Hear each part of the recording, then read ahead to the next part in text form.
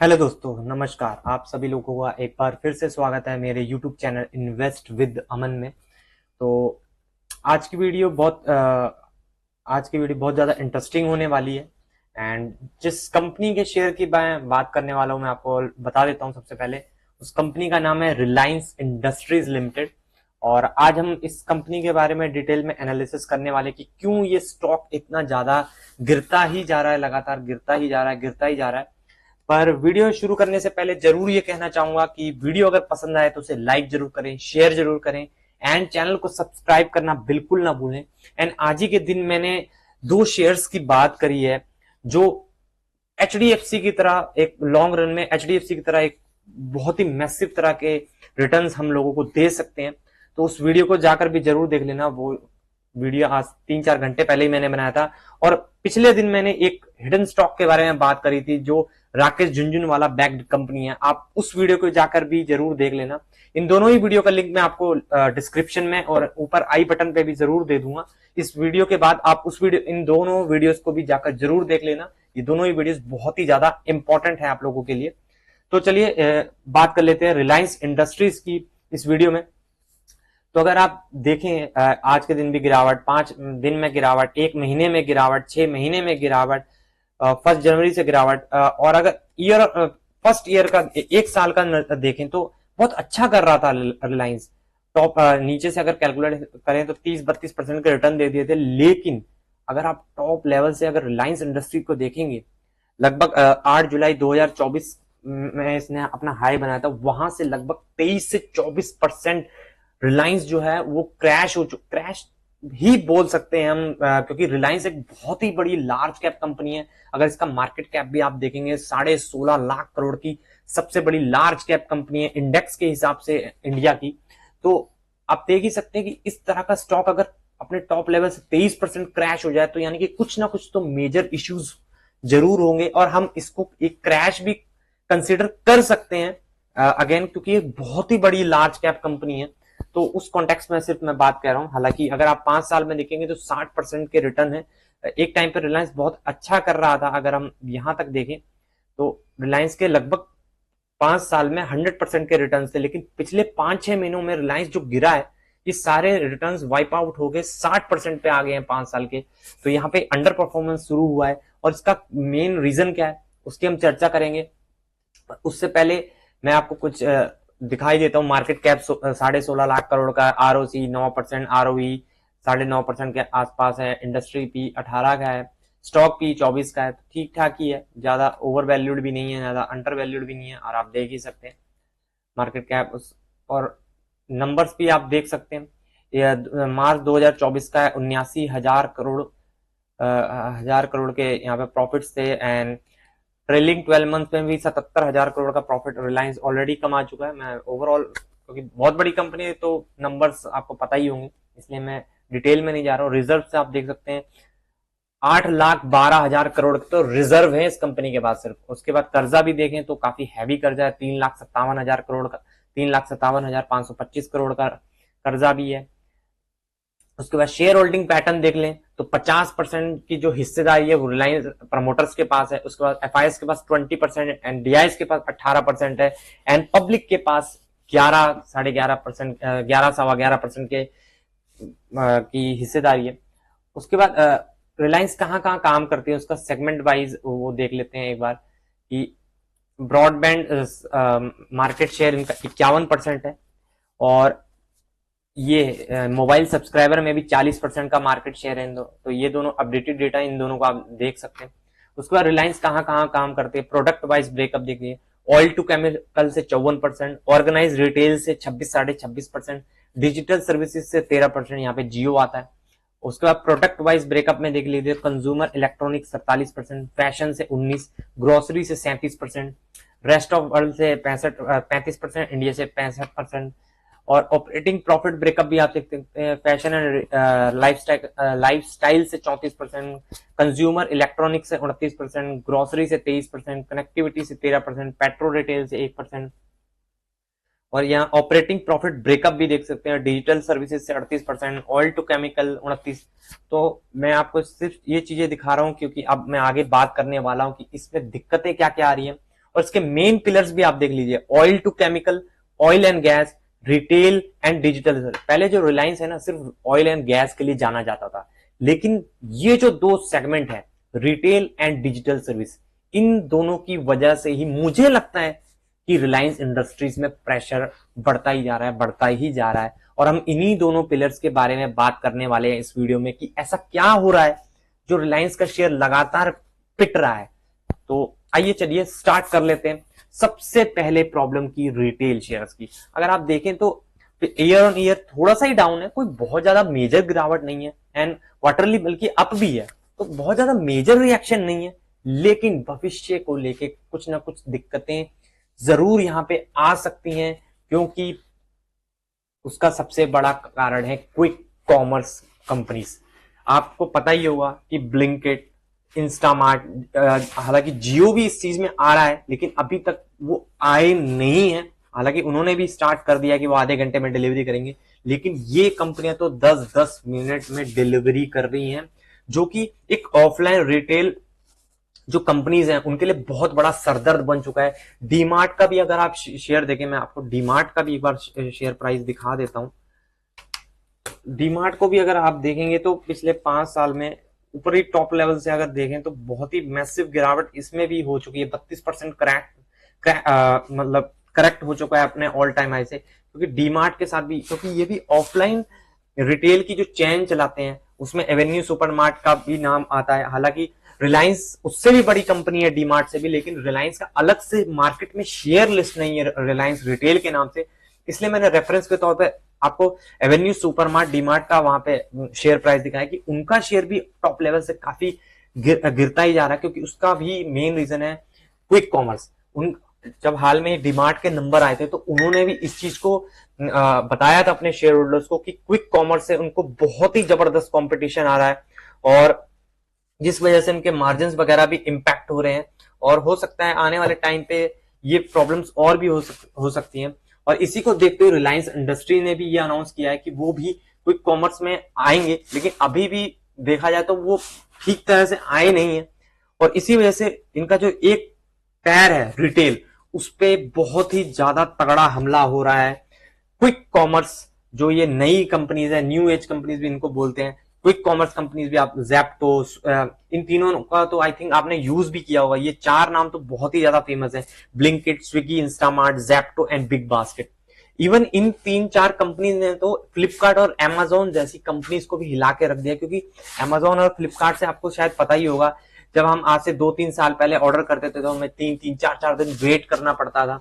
यही सामान अब तो आई थिंक आईफोन वगैरह भी आपको 10 मिनट में घर पे ही डिलीवर हो जाता है, और जबकि फ्लिपकार्ट और अमेजोन आपको आज भी 1 से 2 दिन लगा देते हैं आपके पास ये सब चीजें लाने के लिए। तो इस वजह से जो है कंपटीशन बहुत ज्यादा हेल्दी हो गया।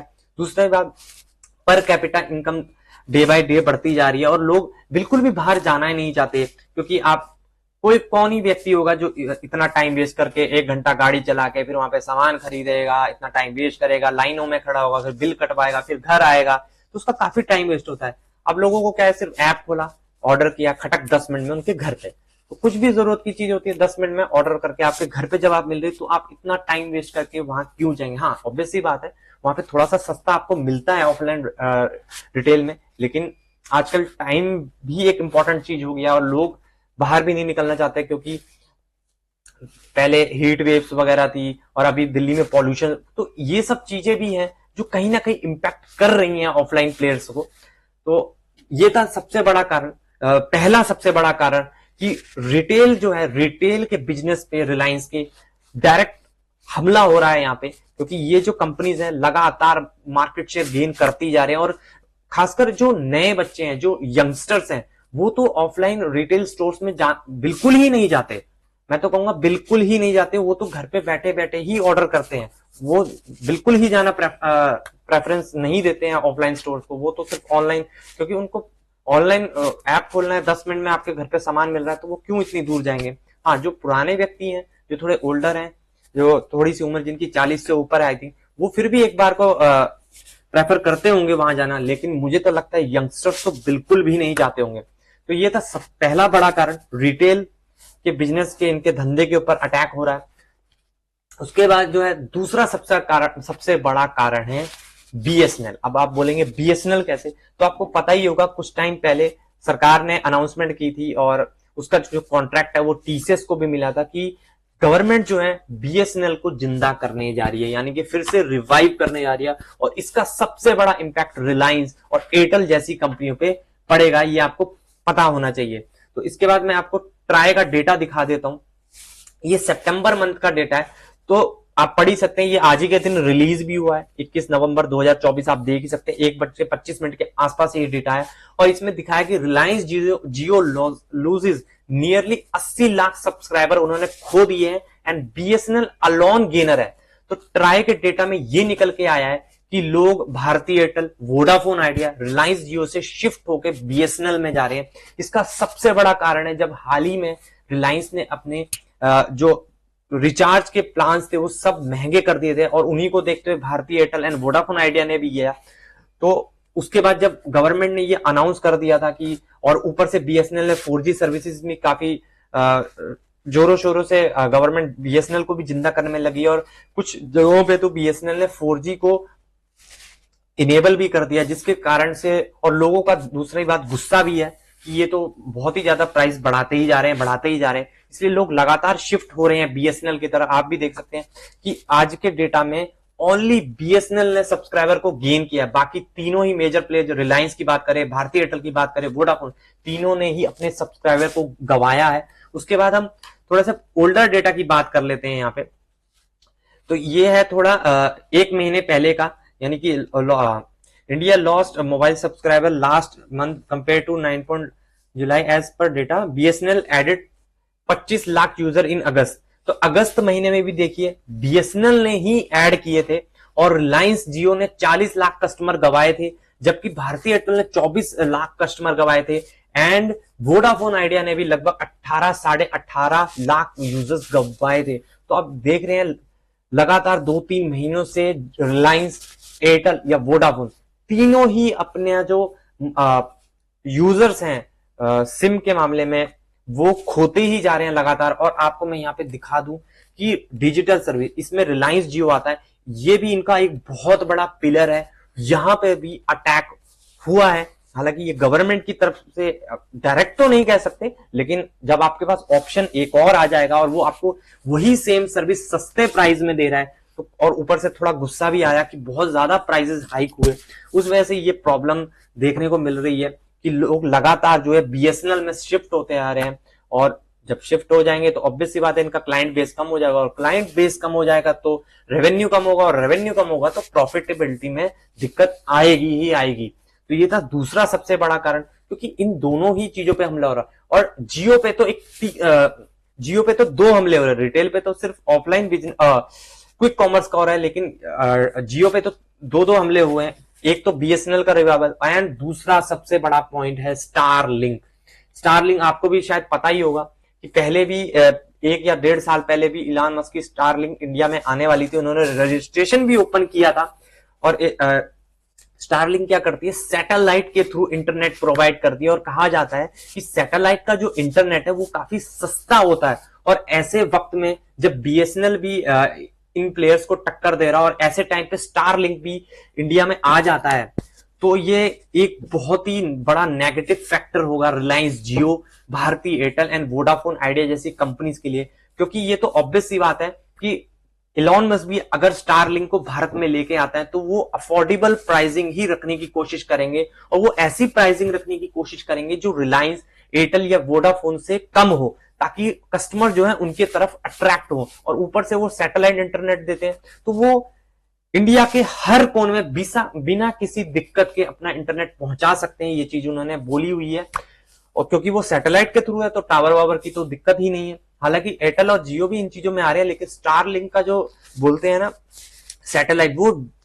धरती के सबसे करीब है और उनकी इंटरनेट की स्पीड भी काफी अच्छी है एज कंपेयर टू बाकी प्लेयर्स के। ओनली सैटेलाइट इंटरनेट की मैं बात कर रहा हूं।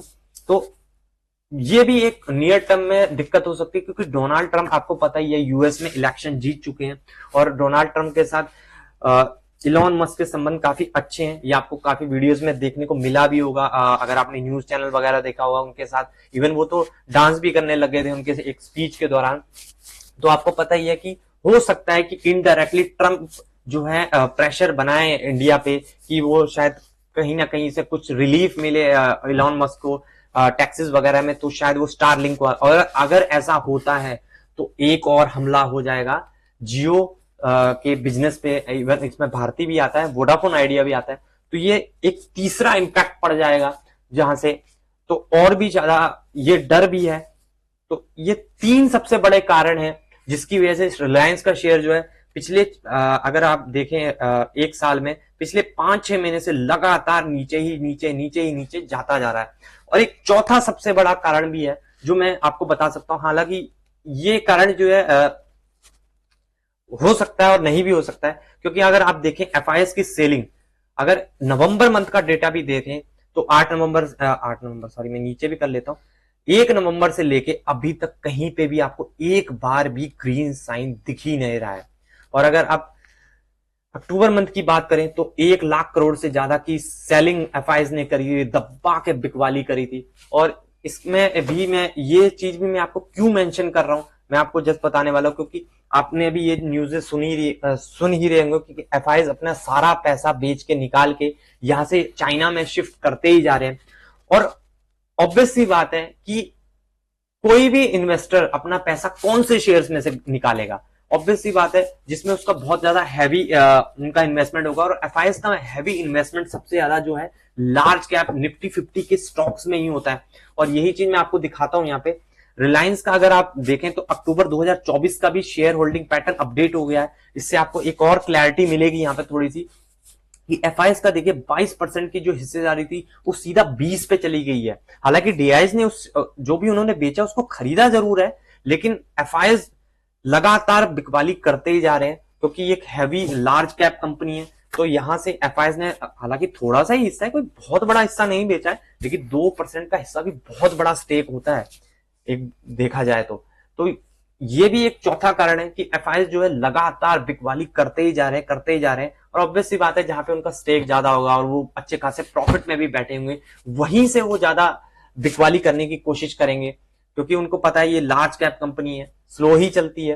तो वहां से पैसा उन्होंने निकाल के, हो सकता है वो कहीं भी डाला हो, जरूरी नहीं है चाइना में ही डाला होगा, हो सकता है किसी भी कंट्री में डाला हो जहां पे उनको अच्छी अपॉर्चुनिटी दिख रही होगी। तो ये 4 कारण थे। आप ये चीज यहाँ पे भी देख सकते हैं, रीजन टू फॉल मैंने लिखा हुआ है, quick commerce and customer shift हो रहा है, customer shift towards the BSNL if Starlink comes to India, ये तीसरा पॉइंट है, एंड एफआईएस कंटिन्यूज सेलिंग।